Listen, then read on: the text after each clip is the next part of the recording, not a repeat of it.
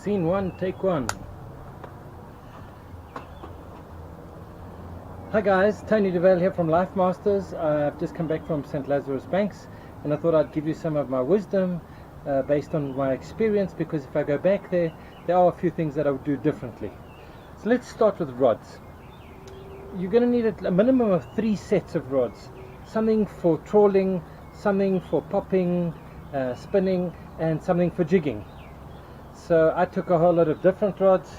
I did use a Jig Star as one of my trawling rods, but I also had one that I used for my jigging rod. But when you're jigging down at 180 meters, it's a tiring process, so I preferred the trawling part of the process. But there's some little tricks I'll teach you about the jigging that we missed out on, which is why we lost quite a lot of fish. We didn't even know we had the bites. Secondly, as a rod that you can use, this was a really nice, so the Travella, the 58 XXH. It's a braided line, 80 to 200 pound jig, 120 to 350, extra heavy duty, lovely rod, and especially even for trawling and for your jigging, this is a potent rod. So you need something that's going to have some backbone, because there's some big fish out there. And then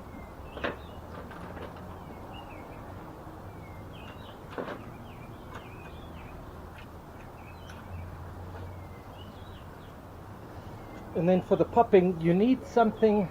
This is a 2.7 EX 270 GT. It's a Shimano XH GT 270. I found the length just right, because the longer you have, the more of a lever it is. I found it just a little bit light to throw the big poppers, because it says here 30 to 100 gram. And if you're trying to throw a 200 gram popper with this, it's just a little bit out.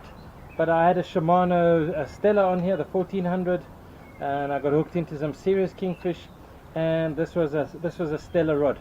But I'll talk to you about the beast that caught everything for me a little bit later.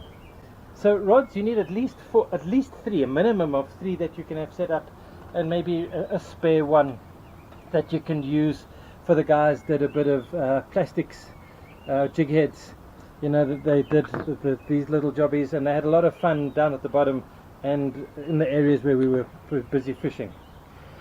For reels, secret number 1, do not pack your reels in your bag. Put them in a backpack and keep them with you. They're quite heavy, they don't check your backpack, but if you've got expensive reels, make sure you've got something good. I took along a Stella 1400.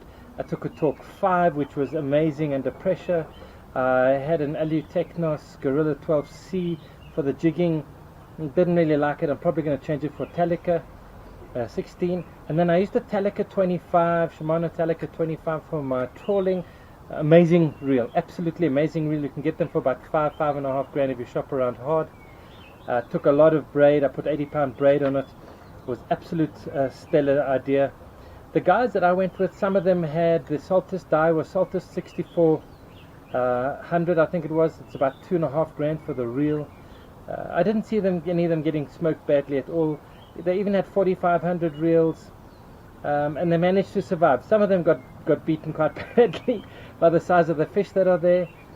But anything like that, the Saragossa 20,000, some guys had the 25,000. It's a beast of a reel. But even a Saragossa 20,000, something in that range with some really good braid, it was good enough tied with a decent rod.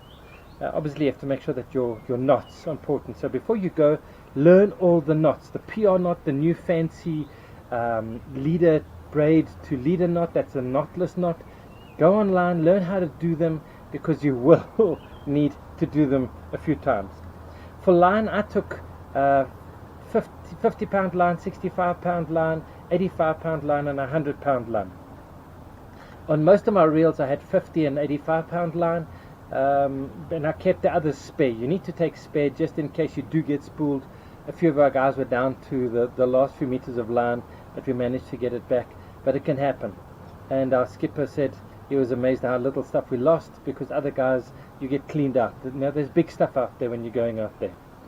So make sure you've got the line, make sure you've got decent leader. I took a variety of leaders, anything from 100 pound, 150 pound, 250 pound. So you want a variety of leaders that you can take with you as well. And I also took you need to take steel wire, at least an 8. 7's going to get chopped off. We had 1 or 2 chopped straight through the wire, but you get this plastic coated wire. I'm not too sure the breaking strength, but it is quite substantial. But you've got to crimp it, so know how to do the crimping and get a few meters of that line that you can take with you. If you're going to do crimping, you need to make sure you have the right tools. I bought this little tool because I thought it would be good enough for me, for my braid and for my wire and for my circle hooks and for my circlips. But I have to tell you, this is not a nice hook. You need to get something a bit more serious. They are more expensive, but when you're dealing with a large clip like this, trying to open it and then get a substantial hook into here, you may struggle just a tad, especially if you're going to use the bigger ones like these. So to get yourself a decent set of pliers, I'm going to go out and buy some aluminium ones that'll open it enough, because we fought hard to get it into here. So make sure you got the right tools. You're spending a lot of money. Make sure you have the right tools when you go. Having said that, I lost quite a few fish on tackle failure. I bought a few poppers from Mears on their special. I mean, these look nice and strong, but I actually had this break whilst I was on a sailing, which was frustrating as hell.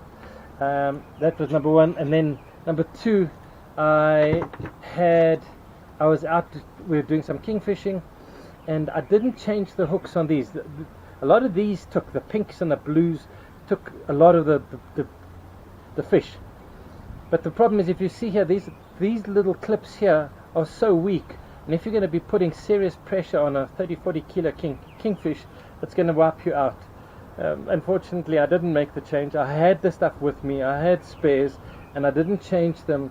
And so my advice is, take strong hooks, take really strong hooks. You get the Gamakatsus and a few others, but there were many hooks that were opened, and we nearly lost fish on a few occasions. I lost a few. So you need to make sure you change all of these clips to something substantial. It will change how it swims and floats a little bit, but make sure that you're not under guns. Do not come to a gunfight with a knife, because I promise you, they've got big guns out there. So I use these as well. I try to use this, but the weight for me was too much for my popping rod, because this is about 125 or 130 grams, and it didn't feel right for me, so I never actually got to use it. You think these are massive hooks, but I promise you, when you see the fish that are out there, these are everyday hooks. Swivels, make sure you've got power swivels, strong power swivels. Make sure that they can take the punch. You know, these strong ones. I had some of these because I couldn't get any of these. These are a little bit too big. I think they do mess up how the stuff travels. But make sure you got serious swivels. I lost 1 or 2 fish purely because of the swivel. Just parting. Don't say 50 bucks when you're spending 20,000. You're going to have a really good time. So make sure you got decent end tackle with you when you go. Reasonable size hooks. Make sure that the hooks that you're going to get are strong. Promise you, I saw hooks bend that I didn't expect to be bent, and I struggled to bend them back with pliers. So make sure you got some spare hooks, spare everything when you go along there. Coming to the popping part of the process, the guys were using these big-headed wild dog poppers, and I used it for a while. My first bite, my kingfish cracked the whole thing right through. I then changed to some of these, which I got. And if you're around other guys that are popping those big things, you can use this, because they're going to get them there, and you can then get their attention with these. So there's a variety of poppers that you can go for. The blues, the red and white, the silver and white always do well. I had this one. This is my one that broke. I've just repaired it, but I got a sailey on this, and then it broke off, and a tuna, they were chasing it. You probably need about 4 or 5 poppers at most. I went prepared with a whole shop with me. You don't need to take tons and tons of poppers with you.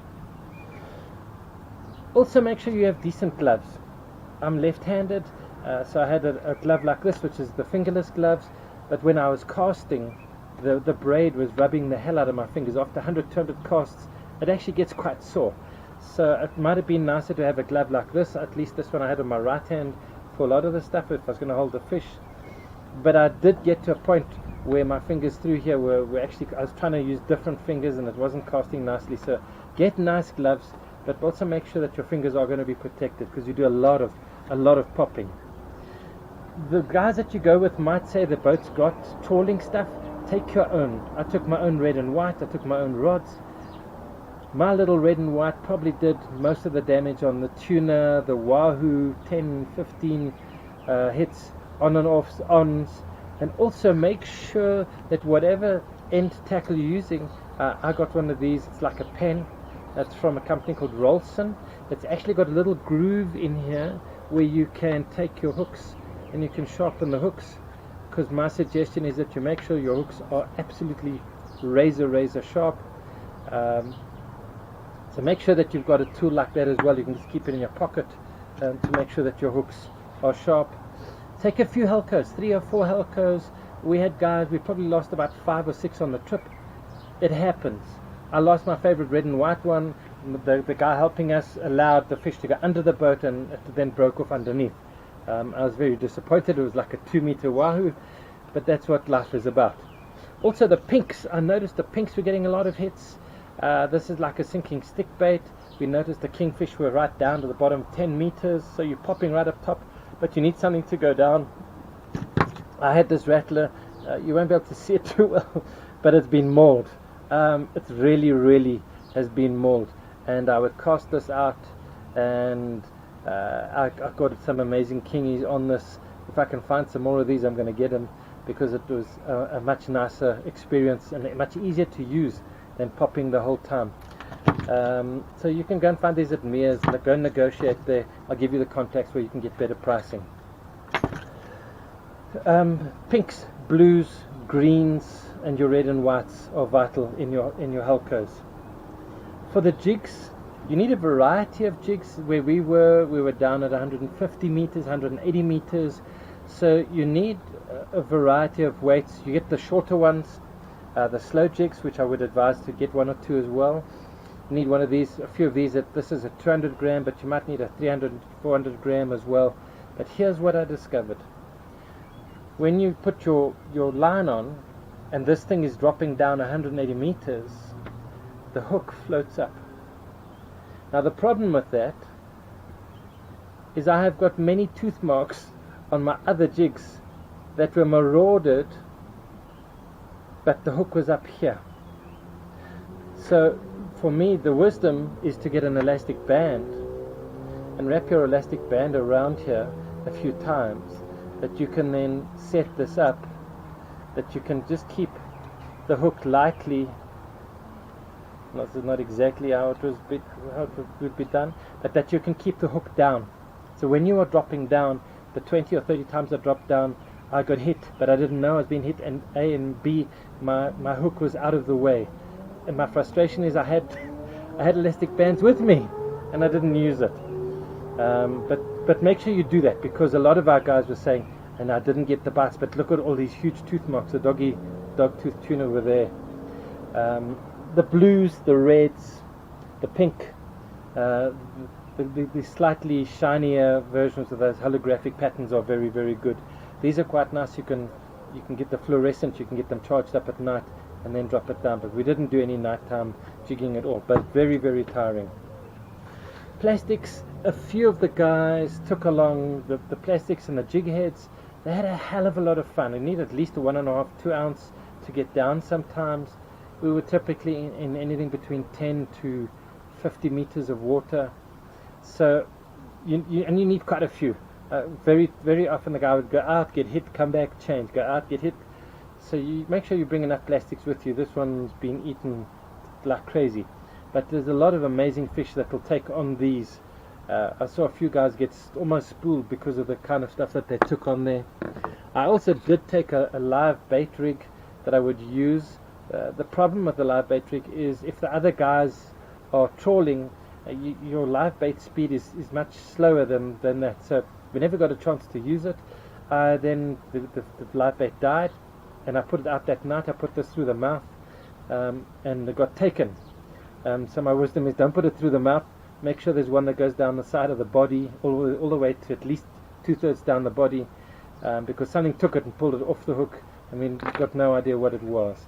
We caught tons of wahoo, tuna were the main things. So make sure on all of your things that you're putting out there that you have a little leader, that wire leader, 6-8 inches of wire, because many got knocked off because the wahoos were clapping us, and we just had normal line leader on there, which is a problem. So make sure you put your wire at least when you are going to put something. This is like a king, a GT ice cream. The red and white versions are also good. They cast nicely. They're not that expensive. Make sure you got a few of these as well in your kit bag when you go. Special, very, very important. If you're going to get a bucket, the guys arrived there with their bucket, but the problem is they didn't have this little gimbal pin through here. So when you did put a rod, it would spin around. And I saw them when they were tired after 30-40 minutes. They're tired, the reel's rock and rolling around. Make sure you've got a gimbal in here, so that when you do put the rod in, you can't turn it. And it protects, it supports your wrists, and it protects you, because you're going to get tired. Believe you me, you're going to get very, very tired. This is my own one that I use on my jet ski. Get something nice. There's a lot of hard pulling on your body when you're out there, so make sure that you've got something decent. Also, you can get some bucktail jigs. We never really used bucktails. We never used these much at all. You're fishing a lot, but you're also tired a lot, and so we had these available, but just depending on what's going to happen with you. We were on the Dandelion, which is a yacht. The challenge that we have is, as we arrived, they took away our shoes, and so most of us walked around on the yacht for the rest of the time barefoot. But the surface has got a very fine cross weave mesh, and the steps are also quite high. And so after a few days, I personally found my feet were very tender underneath from the bumping around as you walked around, and because they're unsettled in the sea. But also they were, from the rough surfaces, my feet were very sensitive. So I had these that I use on my jet ski, pec shoe. They were really nice, and they did help a lot, with the exception that they're very hot on top. So I saw one of the guys, he had some of those shoes almost like Crocs, but they were rubber, not plastic, and the top part was open. You're going to be sunburst, you're going to be sunblasted. Make sure you've got something on your neck, your arms. Make sure that your body is protected. But these are also quite vital if you're going to go for an extended period of time. One day you don't need it, a few days you will need it. But I've spoken to you about the pliers. Get something decent. You can buy these if you want. Talking about buying, there's a lot of guys on the websites that are selling equipment. You don't have to go and pay full retail from Mears or Solly's, wherever you're going to go to. Have a look around, get a list together, and start talking to people. But talk early. Get your stuff together. Prepare early. You're allowed to take 30 kilos of check-in luggage, 7 kilos on your fishing rods. You'll notice most of my fishing rods are quite short, because I decided A, that I wanted to have that, and B, I only took a 2-meter tube that I put my rods into to be protected. The airline rules say 2 meters, but I saw some guys have 2.5 meters, but most of my rods break down so that they fit into the 2-meter tube. So think about that. Start to get ready ahead of time. I took too much stuff because I wasn't sure and I was overexcited. But within the 30 kilos, you can get enough stuff. I had probably 10 kilos, or literally 10 kilos of jigs. And here's at least another 4 or 5 kilos of spoons. You need a variety of these little Pelican spoons, so that you can pick up some odds and ends there. We never got to use them. But you don't have to be like me and go overboard and have 10 of everything. Just 1 or 2 is fine. Make sure you've got wire leader. Make sure you've got a variety of leaders that you can use. Nothing less than 60-70 pound leader. If you're going to, if you're going to use 50 pound line, a minimum like 100 pound, 120 pound leader. one of the things for me that was quite amazing is I'd heard of the prices before, and I heard of other people that were cheaper, and they included the airfares. We went with Kirk from Go Fish. On the trip, I got to discover there are other operators that are on the lower end of the scale. If you're like me, you want to get a good deal, decent value, make sure that when you are deciding who you're going to go with, that you know what you're getting. You know, we had bunk rooms where we slept on bunk beds. Yes, 2 men together on a bunk bed. I've heard of places where you sleep outside together like sardines. We each had our own toilet, although it was a very narrow toilet. So if you're like me, I'm 110 kilos. Make sure you lose some weight because that toilet is very narrow, and the shower. But we had 4 toilets on the boat. I've heard of 9 guys with 1 toilet on the boat. I've heard of the desalinators breaking down. We had a 47-foot boat. The bigger the boat, the better, the safer, better the skipper, the more knowledgeable. Be savvy when you choose who you're going to go with. I would recommend you talk to Kirk from Go Fish, or to John from the Dandelion, the yacht that we went to from Pemba. But wherever you're going to go, if you lose your life, that's it. There's no cake or do again. And for an extra 2 or 3 grand, rather be safe, be professional, be prepared. So in hindsight, would I go with the same guys again? Absolutely. All in all, you're going to spend a substantial amount of time and money. A lot of the stuff you can resell later. But if you're into fishing, buy stuff that you can use generally. I fish off a jet ski, so like a Torque 7 for me is a great reel. You could probably put 450 meters, a 50-pound braid on it. My little Torque 5 did an amazing job. You know, you can get 20 kilos of drag on those things, those pen Torques. You don't have to go for a Stella. I promise you, I could have done without that, and without the Alutechnos, I could have done just as well with a Saragossa or one of those Saltus. The Daiwas are nice reels, but don't go with anything too small. A 4500, 55, you're starting to get into the minor stuff. You need a 65 plus and up in that things. I saw the new Saragossas. They look like amazing reels, and they're very fair value. But I'm going to get a Talica 16-2 for me for my next jigging replacement. Also, make sure you got decent pliers. I'm just looking around to see all my stuff. Make sure you got decent pliers that you can do all your bits and pieces and cutting. Alright, let me just tell you about an event. When you go, make sure that your boat has safety equipment or emergency equipment to cope with this. You won't be able to see it,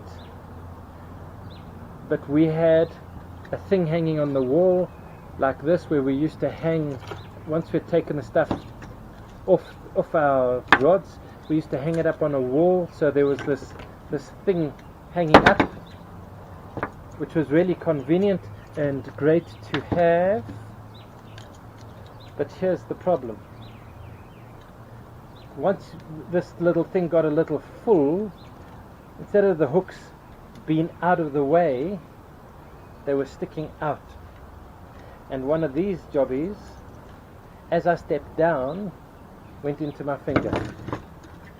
Now the problem that you have is you've got the thing in your finger, you've got to find a way to push it through past the barb, and then they've got to cut this with some pliers, or cut the barb so you can pull it out. Well, I hadn't thought much about an emergency like that, and I can tell you it could have been a whole lot worse than it was. It could have been my face or some other part of my body. And it was a slightly bigger Helco than this that went in. Just I saw the hooks don't look that bad. You know, it might have been sized hooks. The problem was, I noticed how they struggled to cut these hooks. And what I'm grateful for is we didn't have hooks like this, because they would never have cut it. And you're 70 kilometers out in the ocean, you're a day's travel from anywhere. You know, in your finger you could probably survive, you could tape the thing to your hand. But imagine if it had been in your face or some other part of your body, your arm, a little bit more restrictive. There's fish jumping around, you've got hooks going all over the place. Just make sure the skip of the boat has got the tools in an emergency that you can catch it like this. My one he said they didn't have that. and I noticed how they struggled to cut something smaller than that. You have been warned. I had mentioned for the whole thing, it's amazing how we had such a safe journey. On the last day, coming home, a hook right through your finger like this. I promise you, you don't expect it. It happens quick, and it's not funny and it's not hard. But I've healed okay. Also make sure that you have stuff like Bactroban and some kind of antiseptic, because the hot water, 29 degrees, the hot sun, stuff goes septic fast. I've still got some cuts and bits and pieces that didn't heal properly. Make sure you take your malaria stuff if you're going up into Mozambique. When you're out in the boat at sea, it's not an issue, but in the bay, in Pemba, you've still got issues around malaria and those kind of things. What was really nice is, although I took up 10 kilos of jigs, of a variety of these jigs, I was able to sell them to the guys. There are some places up there, Russell, that's got an accommodation lodge there, and basically I sold them for what I paid for them, and I got rid of 10 kilos of excess luggage because I was on the edge. I had a bag on my back with 14 kilos of reels. I had hand luggage with my clothing. I had one bag fully, 25 kilos of jigs and poppers and all of the thing. And now you got to carry all this stuff. So just be aware. I've heard that there's an airline that's going to be doing $100 flights to Mozambique, Pemba soon. So that's going to be exciting. We just need to find a boat that we can get better prices for the deals. But I think that's about all the wisdom that I have to give for you, because in going back I won't carry as much. You need some light shirts, you need some washable shorts, nice, obviously toothbrush, toothpaste, all of those kind of things, something to sleep in. You can do a washing. There's not a lot of fresh water to do your stuff, so you rinse stuff out in the shower and hang it up overnight.